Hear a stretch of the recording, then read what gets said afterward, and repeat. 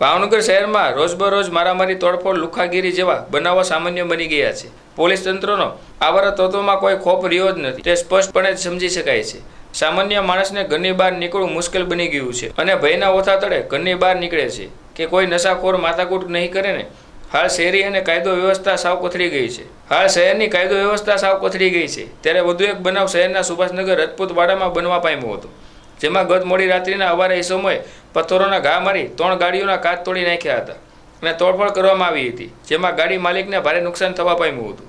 બનાવ અંગે પોલીસ દ્વારા તપાસ કરી આવારા તત્વો સામે કાર્યવાહી હાથ ધરે તેવી માંગ કરવામાં આવી હતી.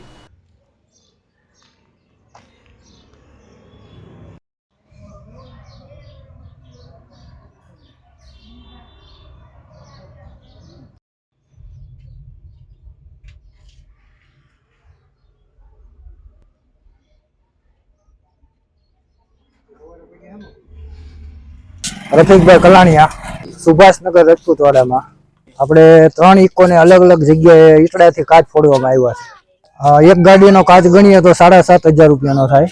હવે ત્રણેયનો ગણીએ ને તો 20,000ની આજુબાજુ થઈ જાય. આ કોઈ નશાખોર હોય અને રાત્રે ના રખડતા હોય આવારા લુખ્ખા તત્વો, એને કર્યું એવું અમને લાગે છે. નહીં, કોઈ જ નહીં, કોઈ યાર કાંઈ નહીં. આટલા વર્ષમાં પહેલી વાર બન્યું છે.